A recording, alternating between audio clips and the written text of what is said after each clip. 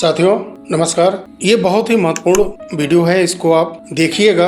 और जितना प्रयास मैंने किया है और जिस प्रकार से हमने पूरे सिस्टम को कटघरे में खड़ा किया और बेबाक तरीके से, निष्पक्ष तरीके से, चाहे वो सहारा रहा हो, चाहे वो सरकार रही हो, चाहे वो विपक्ष रही हो, चाहे वो न्यायपालिका ही क्यों न रही हो, किसी को एक्सपोज करने में मैंने कोई कोर कसर नहीं छोड़ी है। अपने तरफ से हर एंगल से भी सहारा हो या पिनाक पानी मोहंती केस हो, बहुत ही गहराई तक इसको टटोलने के बाद जितने भी एंगल से मैं समझ सकता था, इस पर पूरा अध्ययन करने के बाद सारी बातें आपके सामने मैं रखता गया और इस पूरे सिस्टम को एक्सपोज करता गया। कई ईमेल भी आए, कई लोगों ने सराहना की, कई लोगों ने डराया धमकाया भी। इन सब चीज़ों से आपको मैंने कभी अवगत नहीं कराया, क्योंकि जिस प्रकार से जो हमारे सब्सक्राइबर साथी हैं पिछले कुछ वर्षों से वीडियो देखते आ रहे हैं, तो उन्हें बताने की जरूरत नहीं है कि मैंने अपनी तरफ से इस सिस्टम के विरुद्ध खुल करके बात रखने में कोई कोर कसर बाकी नहीं छोड़ा। आपको पूर्ण रूप से जागरूक करता रहूं। बहुत लोग कमेंट बॉक्स में आए, अब शब्दों का प्रयास लगातार करते रहे, बोलते रहे। अब भी कुछ लोग आते हैं, सब कुछ झेलता गया। आज पहली बार ईमेल के बारे में मैंने जिक्र किया कि कुछ लोगों का ईमेल, कई चीजें हैं, छोड़िए उससे क्या लेना देना, लेकिन जो प्रयास था मेरे तरफ से या मेरे जैसे बहुत सारे यूट्यूबर की तरफ से, सबका प्रयास सफल होता अब दिख रहा है। निवेशकों को, कर्मचारियों को सहारा के पैसा मिलता दिख रहा है, लेकिन बहुत बड़ी अभी भी अड़चन है। उसके बारे में फिर इस वीडियो में हम लोग बात करेंगे। सुप्रीम कोर्ट के अंदर जो टर्म शीट फाइल हुई है, उसमें कई पहलुओं को हमने पिछले वीडियो में टच किया था, लेकिन एक उसमें आर्टिकल 142 का रेफरेंस देते हुए सहारा ने कोर्ट के समक्ष अपनी प्रेयर में कहा है कि आप आर्टिकल 142 के तहत सहारा ग्रुप को पूर्ण न्याय दीजिए। असाधारण बड़े लेवल पर, बहुत बड़े लेवल पर सहारा ग्रुप के मैनेजमेंट टीम को, ऑनर को सुरक्षा प्रदान करें। ये आर्टिकल 142 का रेफरेंस देते हुए कहा गया है। ये बहुत बड़ी बात है। देखिए आर्टिकल 142, जिस पर कि देश की राष्ट्रपति और सुप्रीम कोर्ट सरकार इस समय लंबे समय तक सुनवाई करने के बाद फैसला भी सुरक्षित है। वो सबसे टॉप लेवल है, एक ब्रह्मास्त्र जिसको कह लीजिए, वो सुप्रीम कोर्ट का वो हथियार है। उसका रेफरेंस दिया गया है सहारा की तरफ से। कहा गया है कि सुरक्षा के साथ साथ देश के अंदर कहीं भी किसी भी प्रकार का, किसी के भी तरफ से, चाहे वो सहारा के एजेंट हो, पूर्व के डायरेक्टर रहे हो, किसी भी पद पर रहे कर्मचारी हो, किसी की देनदारी लेनदारी का कोई केस हो, जैसे फ्रेंचाइजी या कोई ऐसे जो इस पूरे ऑपरेशनल मोमेंट में साथ में रहे हो पहले, इस पूरे देश के अंदर किसी भी प्रकार का कोई भी केस है, उसको तत्काल प्रभाव से आर्टिकल 142 का रेफरेंस देते हुए प्रेयर किया गया है कि इसको बंद कर दिया जाए और एक कमेटी ऐसी बनाई जाए जिसमें, पिछले वीडियो में भी जिक्र किया था हमने, कि रजिस्ट्रार अथॉरिटीज के साथ साथ कोई एक बड़ा अधिकारी नियुक्त हो, जिनको इतनी शक्ति दी जाए कि वो ऐसे केस पर नजर रखें और इस पर रोक लगाए रखें और वो इन केस की ऐसी समस्याओं का हल स्वयं से करें। उसी कमेटी की देखरेख में निवेशकों का जो पैसा है, कर्मचारियों की सैलरी है और जो लोन वगैरह है, टैक्स है, ये सब का भुगतान करते समय पूरे ट्रांसपेरेंसी तरीके से वो कमेटी ही तय करे। ये सहारा की तरफ से टर्म शीट में कंप्लीट लगभग कहा गया है इसी तरह से। अब मेरा ये कहना है कि सब कुछ सही है, लेकिन सहारा वो डाटा शो कराएगी जो सील बंद लिफाफा है, उसमें इसका जिक्र किया गया है कि सोसाइटीज की जितनी भी कंपनियां बनी हैं उसमें कितना का देनदारी बचा है, क्यूसॉप की कितनी देनदारी है, सहारा रियल एस्टेट और सहारा हाउसिंग में कुछ देनदारी बची है कि नहीं। ये सवाल मैं पिछले बहुत कई वीडियो में बार बार सहारा प्रबंधन से करता आया हूँ और वही सवाल इस समय सबसे महत्वपूर्ण हो गया है। MIS कितने वर्षों से उनका पैसा जमा है, कुछ समय तक इंटरेस्ट मिला, उसके बाद उसी तरह पड़ा है। उनका गोल्डन का प्लान था, 2 गुने से लेकर के 5 गुने तक का प्लान था, जो उन्होंने ज्वाइंट पॉइंट के जो बॉन्ड दिए हैं और 98% तक जो अभी डेफिशिएंसी के कारण जो कोर्ट ने वास्तविक जमाकर्ता को भुगतान करने के लिए बोला था, तो जो इस समय वैध निवेशक में नहीं गिने जा रहे हैं, उनका भुगतान। ई स्कूट इस कंपनी का भुगतान, सहारा इंडिया कमर्शियल कॉर्पोरेशन लिमिटेड का जिनके पास बॉन्ड है उनका पैसा, सहारा इंडिया फाइनेंशियल कॉर्पोरेशन लिमिटेड का बॉन्ड किसी के पास है। तो ऐसे जो नाम इस समय ध्यान आ रहा है मैंने आपको बता दिया। ऐसी बहुत सारी कंपनियां होंगी जिनकी अभी देनदारी होगी और बहुतों को सहारा ने दिया होगा, उनसे लेनदारी भी उनके ऊपर होगी। तो इन सब कंपनियों का लेखा जोखा, ब्याज सहित भुगतान, इन सारी कंपनियों का डाटा कोर्ट के अंदर क्या उस बंद लिफाफे में होगा?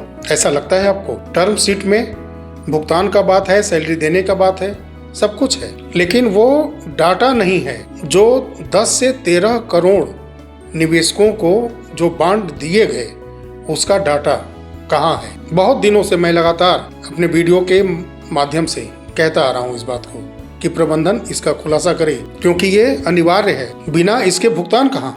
मान के चलिए कि जिनके पास बॉन्ड है और फिलहाल तो उनको अवैध निवेशक बता ही दिया गया है, सहारा खड़ा नहीं दिखी, क्योंकि काफी समय हो गया है, 2 साल से ऊपर पोर्टल चल रहा है, इन निवेशकों का डाटा ही मैच नहीं किया है। तो क्या इसको सहारा महसूस करती है इनका डाटा कोर्ट में देगी जो सीआरसीएस पोर्टल पर नहीं दे पाई अभी तक? पैसा मिलता या नहीं मिलता? 5-5 हजार करोड़ 2 बार रिलीज किए गए तो उतना से भुगतान तो नहीं हो जाता, लेकिन सबका पैसा तो खड़ा हो जाता ना अगर डेफिशिएंसी को दूर कर दिया गया होता। नहीं मिलता, 10,000 रुपये भी नहीं मिलता, लेकिन ये क्लियर तो हो जाता कि हाँ इन 4 सोसाइटियों के ये जेन्युइन इन्वेस्टर हैं। कई एजेंट लोग मिल करके पिनाक-पानी मोहंती केस में आईए लगाने में कामयाब हुए, बहुत ही सराहनीय प्रयास रहा। सेबी सहारा केस में एक रिट पिटीशन भी लगी है एनजीओ की तरफ से, उसमें कई बड़े एजेंट लोग साथ में मिल करके वो रिट पिटीशन लगाने में कामयाब हुए।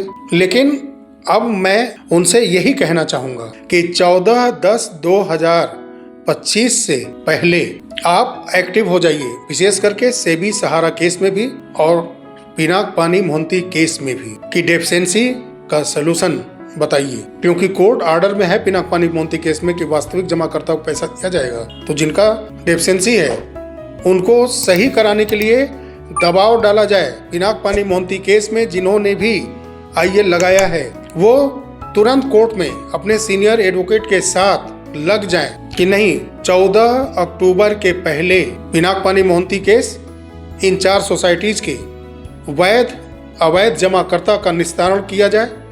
सेबी सहारा केस में जितना भी डाटा सहारा को देना है, बकाया पैसा अपने इन्वेस्टरों का, वो डाटा स्पष्ट रूप से लिया जाए। ये डील फाइनल मोहर सुप्रीम कोर्ट के लगने के पहले ये सारे जमाकर्ताओं का डाटा कोर्ट के टेबल पर पहुंचना चाहिए।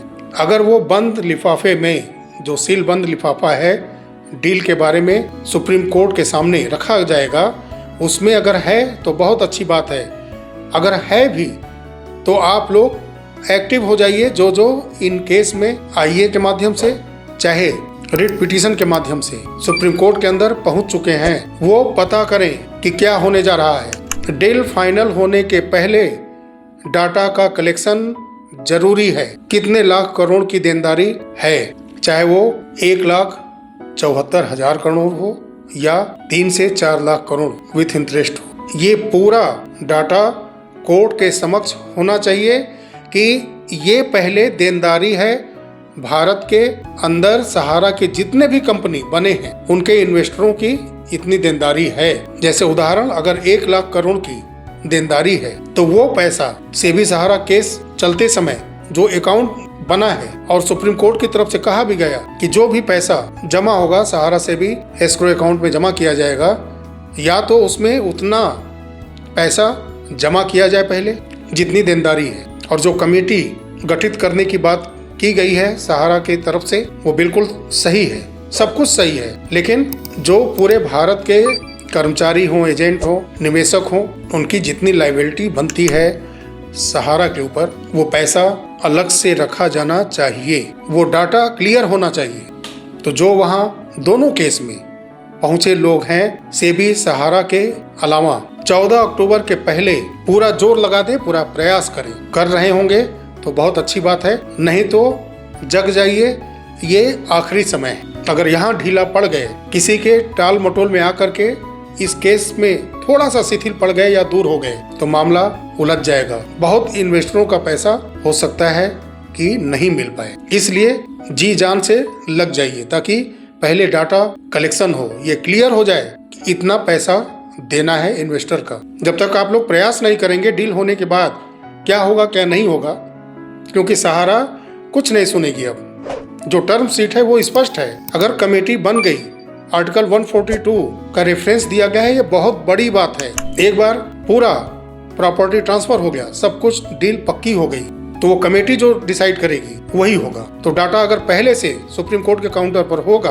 तभी न्याय पूरे निवेशकों को, कर्मचारी को और जिन्होंने कुछ लोन वगैरह दिया है सहारा को, उनका तभी भुगतान हो पाएगा, नहीं तो मामला फंसता नजर आएगा। जो उम्मीद, जिस ईमानदारी की अपेक्षा के साथ लोग इंतजार कर रहे थे कि सहारा भुगतान करे और अपने आप को रीलॉन्च करे और सारे लाखों अपने कर्मचारियों के जॉब को बचा ले, इतने बड़े निवेशकों के नेटवर्किंग सिस्टम को अपने पास समेटे रखे और फिर से अपने आप को एक बड़े कॉरपोरेट के रूप में लॉन्च कर ले, शायद ऐसा नहीं हो पाया।